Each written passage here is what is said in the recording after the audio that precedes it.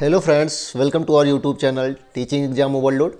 दोस्तों, आज के सेशन के अंतर्गत आपकी जो सीटेट दिसंबर 2023 की क्लासेस चलती हैं उसमें आज हम एक अन्य मॉक टेस्ट को लगाएंगे, जिसमें जो इस बार 20 अगस्त 2023 को पेपर हुआ था उसके जो मैथ के 30 क्वेश्चन हुए थे उसमें हम देखेंगे, जिसमें 15 क्वेश्चन पेडागॉजी के आए थे और 15 क्वेश्चन न्यूमेरिकल्स आए थे। तो इसमें आप देखेंगे कि पेपर फर्स्ट में मैथ जो होता है वह कितनी ईजी आती है और अगर आपको इसमें दिक्कत नहीं होनी चाहिए। मैथ में आपको, मैं तो कहता हूँ मैथ में तो आपको कम से कम 29 नंबर करने ही चाहिए। मैथ और ईवीएस तो स्कोरिंग करना ही है और इसमें मतलब क्या है कि अगर आपको टॉप करना है तो आपको कितने नंबर लाने चाहिए, 50 नंबर कम से कम दोनों लैंग्वेज में लाने चाहिए और 29 नंबर ऐसे लाने चाहिए मैथ में। इसके बाद आपका फिर स्कोर जो होगा उसके बाद आपका 100+ अपने आप हो जाएगा।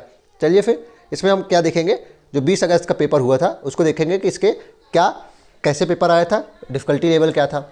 चलिए फिर सेशन को शुरू करने से पहले हमारी एक रिक्वेस्ट है कि हमारे चैनल को लाइक करें, सब्सक्राइब करें तथा ज़्यादा से ज़्यादा शेयर करें।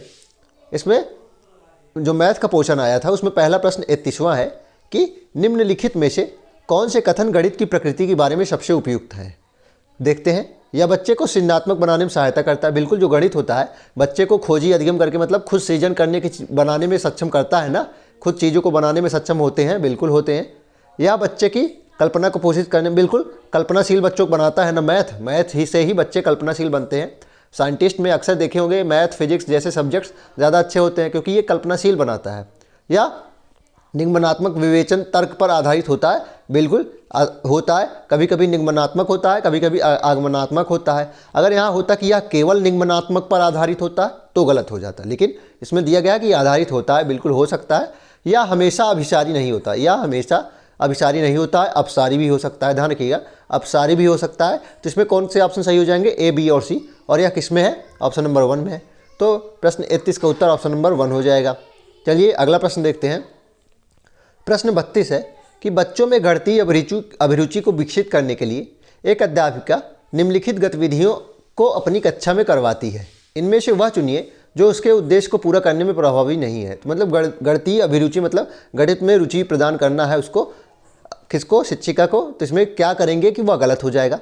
वह हमेशा उस विद्यार्थी की प्रशंसा करती है जो कक्षा में सत्रांत परीक्षा में, ये हमें लेबलिंग कभी नहीं करना है ना, बच्चों का लेबलिंग नहीं करना है कि जो बच्चा सबसे अच्छा होता है उसको ही प्रेज दें, जो बच्चा कम नंबर लाता है उसको अपना स्टूडेंट ही ना समझे।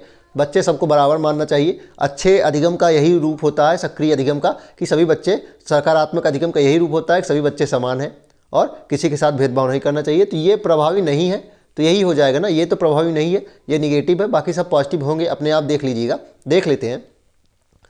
वह बच्चों को भारतीय गणितज्ञ और उनके योगदानों की वीडियो दिखाएगी, इससे तो सही होगा। कक्षा में गणितीय पहेलियाँ देगी, इससे भी होगा, रुचि बढ़ेगी। और अपनी कक्षा में गणितीय कोना बनाएगी, गणितीय कॉर्नर बनाएगी, तो इससे भी होगा। किससे नहीं होगा कि केवल उस विद्यार्थी की प्रशंसा करेगी जो मैथ में अच्छा नंबर लाएगा, केवल उसकी करेगी, गलत है, इससे नहीं होगा। तो प्रश्न 32 का उत्तर क्या हो जाएगा, ऑप्शन नंबर 1 हो जाएगा। आगे देखते हैं। प्रश्न 33 है, निम्नलिखित कथनों में से कौन सा सही नहीं है। पूछ रहा है कौन सा कथन सही नहीं है। विद्यार्थियों की त्रुटियां उनके सोचने की प्रक्रिया के बारे में जानकारी देती हैं। बिल्कुल ये बात सही है। विद्यार्थी मतलब त्रुटि अगर कर रहे हैं तो वह किस प्रकार सोच रहे हैं या इनके बारे में हमें पता चलता है। गणित में त्रुटियां अधिगम का हिस्सा होती हैं। बिल्कुल, गणित में भी और हर चीज़ में जो त्रुटियां होती हैं वह अधिगम का हिस्सा होती हैं। गणित में त्रुटियां शिक्षकों को उनके पाठ की योजना बनाने में मदद करती हैं। बिल्कुल, अगर आप देखेंगे किसी बच्चे की त्रुटि हो रही है तो वह देखेगा उसकी यहाँ त्रुटि हो क्यों नहीं रही है, उसी के अनुसार अपना लेसन प्लान बनाएगा ना। तो ये भी बात सही है। चौथा है, विद्यार्थियों की त्रुटियों को अनदेखा कर देना चाहिए। हमें त्रुटियों को कभी अनदेखा नहीं करना है। तो गलत पूछा था तो ये गलत है। तो इसमें गलत ऑप्शन पूछा था तो इसका आंसर क्या हो जाएगा, आंसर गलत पूछा था, ऑप्शन नंबर 4 ही हो जाएगा। चलिए प्रश्न 34 देखते हैं। प्रश्न 34 है कि आकलन के बारे में कौन सा कथन सही नहीं है। आकलन के बारे में चलिए देखते हैं कौन सा कथन सही नहीं है। मानक संदर्भित आकलन नैदानिक परीक्षण और उपचारात्मक शिक्षण में उपयोगी होता है। मानक संदर्भित आकलन विद्यार्थी की अधिगम में निपुणता का मूल्यांकन करता है। मानक संदर्भित आकलन नैदानिक परीक्षण और उपचारात्मक शिक्षण में उपयोगी होता है। या फिर तीसरा है मानदंड, मानक नहीं मानदंड है। चौथा है मानक संदर्भित आकलन हमें बताता है कि एक विद्यार्थी अपने प्रदर्शन में अन्य विद्यार्थियों की तुलना में कहाँ खड़ा है। तो इसमें पूछ रहा है कौन सा कथन सही नहीं है। तो ये बिल्कुल मानक संदर्भित हमें यह बताता है, बिल्कुल ये बात सही है। ऑप्शन नंबर 3 भी सही है कि मानदंड संदर्भित जो आकलन होता है उसमें ये नैदानिक और उपचारात्मक शिक्षण से उपयोगी होता है, बिल्कुल उसमें उपयोगी होता है। दूसरा एक मानदंड संदर्भित आकलन विद्यार्थियों की अधिगम में निपुणता का मूल्यांकन, बिल्कुल यह निपुणता का मूल्यांकन करता है, ना कि नैदानिक परीक्षण पे ये होता है। तो इसमें यही गलत है कि मानक संदर्भित आकलन जो है वह नैदानिक परीक्षण और उपचारात्मक शिक्षण पे संदर्भित नहीं होता, क्योंकि यह स्टैंडर्ड होता है, एक स्टैंडर्ड इसका सेट होता है, और लचीलापन जब नहीं होगा तो ये नैदानिक परीक्षण कर ही नहीं सकता है। तो कौन सा कथन सही नहीं पूछा था? तो ऑप्शन नंबर 1 हो जाएगा।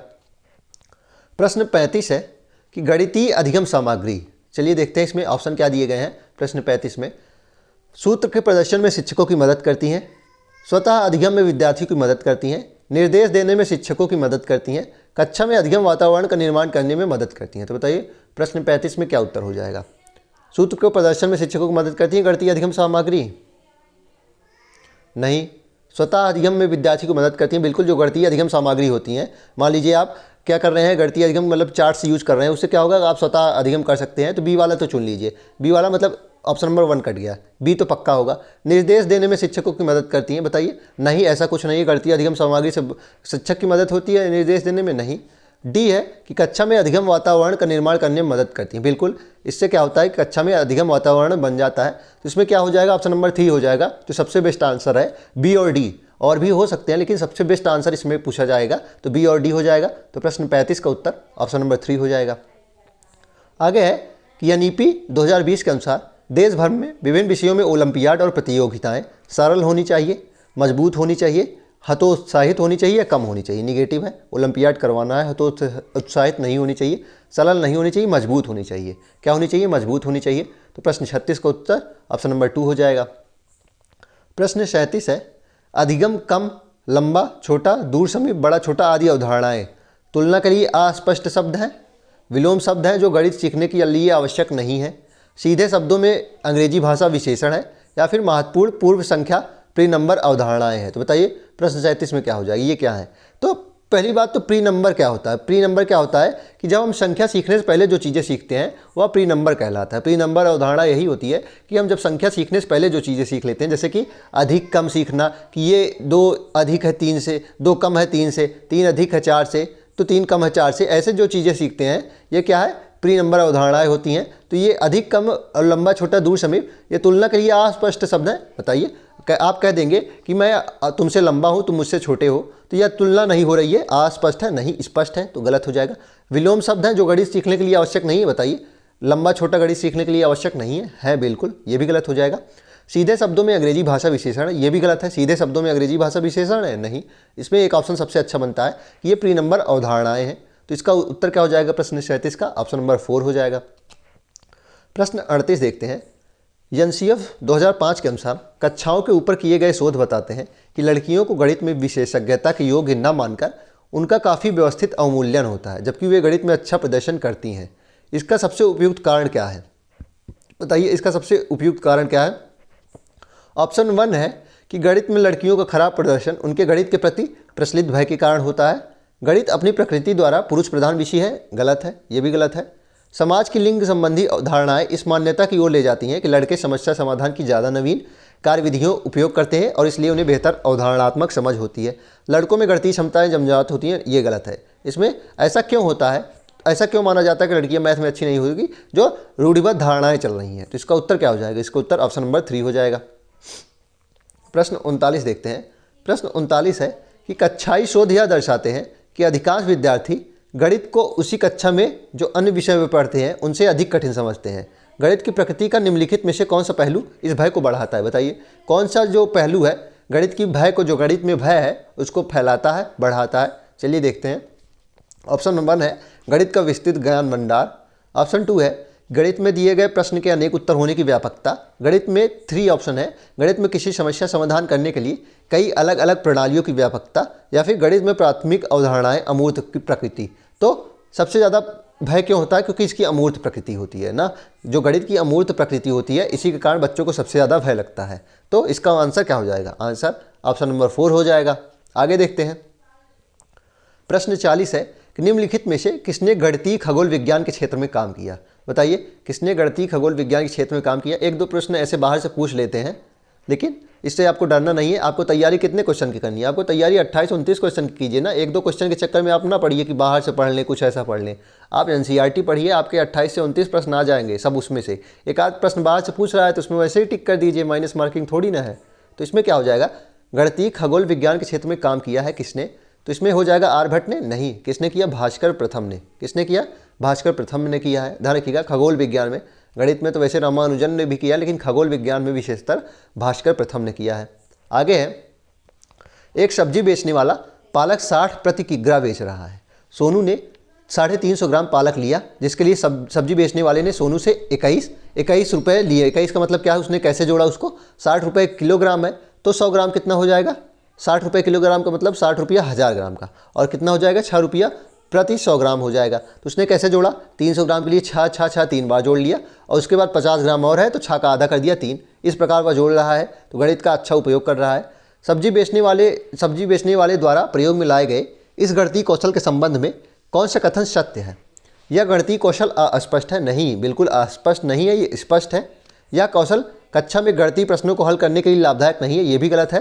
ऐसे कौशल गणितीय प्रश्नों को हल करने में वैकल्पिक तरीकों को विकसित करने में सहायक होते हैं। बिल्कुल ऑप्शन नंबर सी इसका उचित आंसर है। सबसे अच्छा आंसर क्या हो जाएगा, ऑप्शन नंबर सी। तो प्रश्न 41 में चौथा ऑप्शन सही हो जाएगा, केवल सी ही इसमें सही कहा जा रहा है।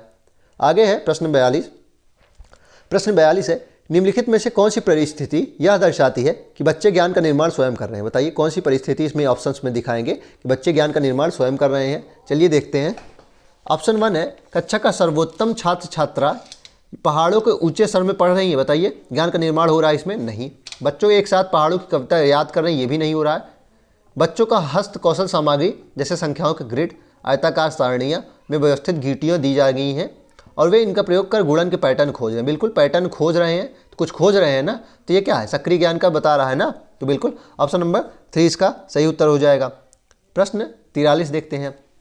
प्रश्न 43 है, निम्नलिखित में से कौन सा प्राथमिक विद्यालय के शिक्षार्थी को भिन्न 2/3 और 4/6 के बीच तुल्यता की कल्पना करने में मदद करने का सबसे उपयुक्त तरीका है। बताइए कौन सा तरीका सबसे उपयुक्त है कि 2/3 और 4/6 बराबर है, हमें किसी बच्चे को बताना है, तो सबसे उपयुक्त तरीका क्या हो जाएगा। तो इसको मैंने बताइए गणित का साधन करके एक बताया है, ट्रिक से बताया उसको, गणित का साधन करके एक वीडियो बनाया है ना मैथ पेडागोजी में। देखिए कि गणित के साधन में मैंने आपको बताया है कि जो भिन्नों की तुल्यता की जाती है उसको हम कैसे सबसे अच्छे तरीके से, मतलब कौन सा चीज़ होती है, कौन से साधन होते हैं जिससे भिन्नों की तुलना की जाती है। तो इसमें बताइए विभाजन विधि का उपयोग करके, लघुत्तम समापवर्तन विधि का उपयोग करके, भिन्न डिस्क का उपयोग करके, या फिर कैलकुलेटर का उपयोग करके। बताइए भिन्न डिस्क का उपयोग करके ना, भिन्न डिस्क का उपयोग करके सबसे अच्छे तरीके से बताया जा सकता है। तो ऑप्शन नंबर 3 इसका सही उत्तर हो जाएगा।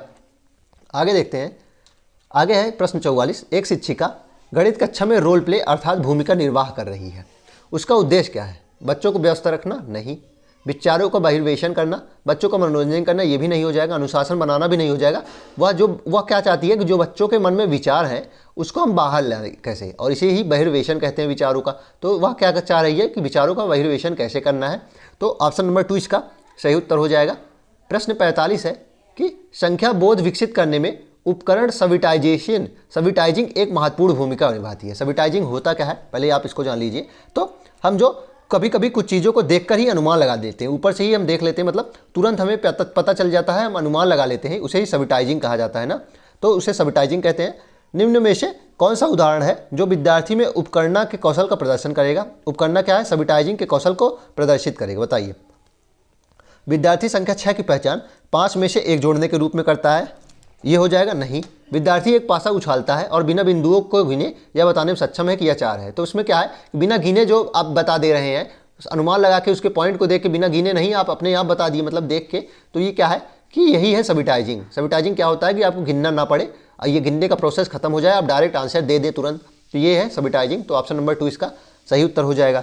चलिए अब इसके कुछ प्रश्न देख लेते हैं। अब 15 क्वेश्चन जो है न्यूमेरिकल जो आए थे उसको देखते हैं, कितने आसान न्यूमेरिकल आए थे अभी आप इसको देखेंगे। प्रश्न 46 है कि प्रियदर्शनी ने 4.8 किलो बादाम, 2500 ग्राम किशमिश और 3.5 किलो काजू को मिला दिया और इस मिश्रण के बराबर 3 दर्जन पैकेट बना दिए। प्रत्येक पैकेट का भार क्या है, तो देख लेते हैं।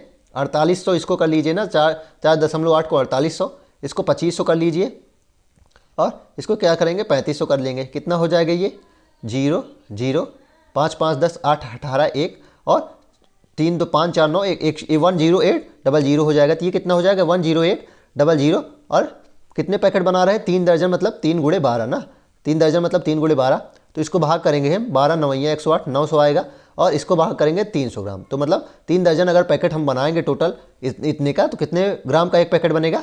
300 ग्राम बनेगा। तो ऑप्शन नंबर 3 इसका सही उत्तर हो जाएगा। आगे है, एक वर्ग की भुजा 5 सेंटीमीटर है, यदि इस वर्ग की भुजा दुगनी कर दी जाए तो नया क्षेत्रफल कितने गुना हो जाएगा? बताइए। वर्ग की भुजा कितनी है? 5 गुना है, 5 सेंटीमीटर है, तो वर्ग की भुजा कितनी है? 5 सेंटीमीटर, और इस वर्ग की भुजा दुगनी कर दी जाए तो पहले हम इसका क्षेत्रफल देख लेते हैं। तो इसका क्षेत्रफल कितना हो जाएगा? 25, ए स्क्वायर होता है ना, तो इसका क्षेत्रफल कितना हो जाएगा? 25 हो जाएगा। और इस वर्ग की भुजा को अगर हम दुगना कर दें, 10 कर दें, तो इसका क्षेत्रफल कितना हो जाएगा? 100 हो जाएगा। तो कितना गुना बढ़ा? 25 चौके 100 ना, तो इंटू 4 टाइम्स हो रहा है ना, तो इसमें क्या हो जाएगा? 4 गुना बढ़ जाएगा। तो इसमें क्या हो जाएगा? ऑप्शन नंबर 4 इसका सही उत्तर हो जाएगा। प्रश्न 48 है कि निम्नलिखित समूहों में से किसमें सभी त्रियामी 3D आकृतियाँ बतानी हमें। घन है, बिल्कुल है। घनाभ है, शंकु भी है, अर्धवृत्त नहीं है। घन है, घनाभ है, वृत्त नहीं है इसमें। घन, घनाभ, वृत्त नहीं है इसमें, त्रिभुज भी नहीं है। घन है, घनाभ है, गोला है और बेलन है, बिल्कुल। इसमें 3D आकृतियाँ किसमें है? चारों 3D आकृतियाँ ऑप्शन नंबर 4 में ही है। घन भी 3D है, घनाभ भी, क्यूबाइड भी 3D है, स्फीयर भी 3D है, और सिलेंड्रिकल जो शेप होती है वह भी 3D होती है। तो ऑप्शन नंबर 4 इसका सही उत्तर हो जाएगा। आगे है, संगीता एक साबुन खरीदना चाहती है जिसका मूल्य 10 रुपये है। उसके पास एक 5 रुपये का सिक्का है, 2 1 रुपये का सिक्का है, मतलब 5 + 2 हो जाएगा, और 5 50 पैसे के सिक्के हैं। 50 पैसे मतलब 5, 50 × 5 कर देंगे तो 2.5 रुपये और है उसके पास, प्लस 2.5 कर देंगे तो 5 2 7 और 7 2 9, 9.5 है। तो उसे और कितने रुपये चाहिए? 10 रुपये का साबुन खरीदना है, तो 10 में से घटा देंगे तो 0.50 ही तो चाहिए। तो इसमें क्या हो जाएगा? यही आंसर हो जाएगा। तो प्रश्न 49 में उत्तर क्या हो जाएगा? Option number 2। आगे देखते हैं प्रश्न 50। बढ़ते हुए क्रम में भिन्नों के समूह का चयन कीजिए। तो देखते हैं इसमें भिन्नों का हम चयन करेंगे, कैसे कर सकते हैं? तो इसका एलसीएम ले लीजिए। 4, 3 और 2 का एलसीएम लेंगे तो कितना आएगा?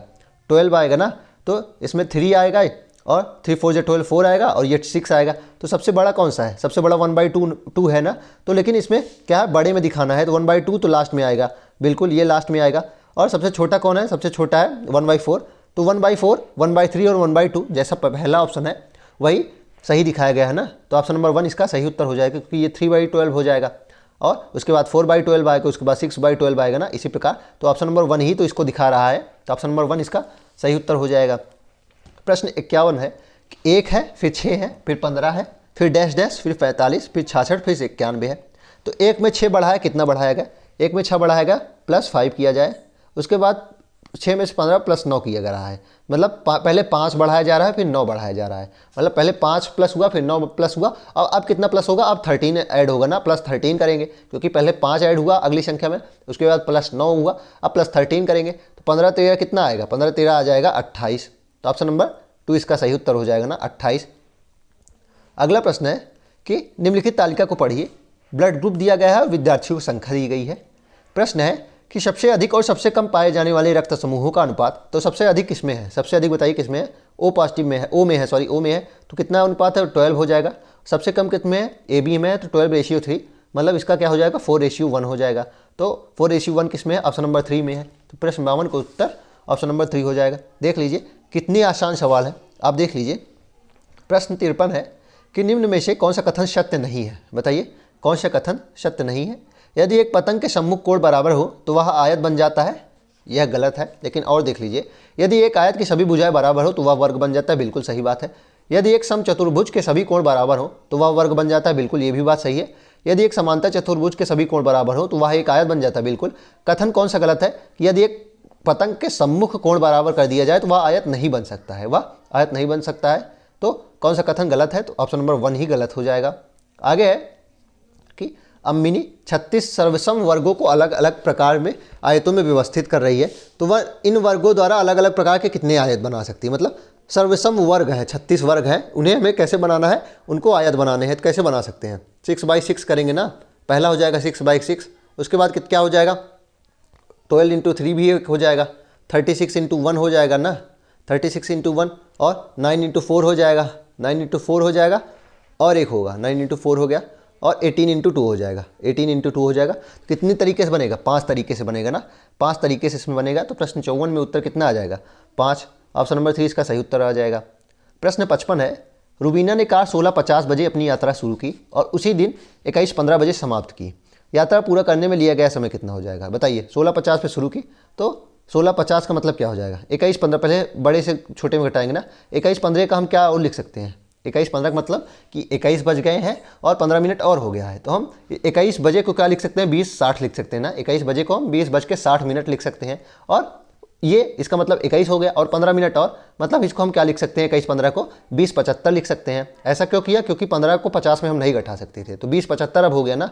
अब 20:75 को हम घटा देंगे, 20:75 को 16 50 से घटाएंगे, कितना आएगा? 5, 7 में 5 गए, 2 और 4, 4 25, 4 घंटे 25 मिनट। तो ऑप्शन नंबर 3 इसका सही उत्तर हो जाएगा। प्रश्न 56 देखते हैं। 100 में एक पूर्ण संख्या जोड़ी जाती है और फिर वही संख्या 100 में से घटा दी जाती है। इस प्रकार प्राप्त हुई दोनों संख्याओं का योगफल। तो 100 में पहले एक बार पूर्ण संख्या जोड़ी गई, 100 + x जोड़ा गया, और दूसरी संख्या का है 100 में उसी संख्या को घटाई जा रही है। फिर दोनों को हम ऐड करेंगे, दोनों को ऐड करेंगे, ये कट जाएगा, प्लस माइनस है, और क्या आ जाएगा? 100 + 100 200 आ जाएगा। ऑप्शन नंबर 1 ही इसका सही उत्तर हो जाएगा। आगे है 100 लाख निम्नलिखित रूप में भी जाना जाता है। बताइए 100 लाख किस रूप में जाना जाता है? चलिए इसको देखते हैं। 100 लाख का मतलब 1 लाख में कितने जीरो होते हैं? 5 जीरो ना। 1 2 3 4 5, और 100 है तो 100 से गुणा और हो जाएगा, तो 0 0 हो जाएगा, लास्ट में 1 आ जाएगा। यही हो जाएगा 100 लाख। इसको अब जोड़ लेते हैं, इसको मतलब हम चेक कर लेते हैं। 1 10 100 1000 10,000 लाख 10 लाख करोड़, कितना हो जाएगा? 1 करोड़ ना। तो ये कितना है? 1 करोड़ हो जाएगा। तो 100 लाख बराबर 1 करोड़। आगे है निम्नलिखित में से कौन सी व्यवस्था संख्याओं को अवरोही क्रम में निरूपित करती है? बताइए कौन सी संख्या है जो अवरोही क्रम में निरूपित कर रही है? चलिए देखते हैं इसमें कौन सी संख्या अवरोही क्रम में निरूपित कर रही है। 10.5, उसके बाद 1.50, 1.055, 1.05, 1.005, और हाँ बिल्कुल ये बात सही है, ये बात अवरोही क्रम में दिखा रही है, ये बात अवरोही क्रम में दिखा रही है। तो यही आंसर सबसे अच्छा है, मतलब अच्छा क्या, यही आंसर ट्रू है, क्योंकि देख लीजिए 10.5 सबसे बड़ा है, फिर 1.5 है, फिर 1.055 है, उसके बाद उससे छोटा है 1.05, या फिर इसे ही हम 1.050 भी लिख सकते हैं।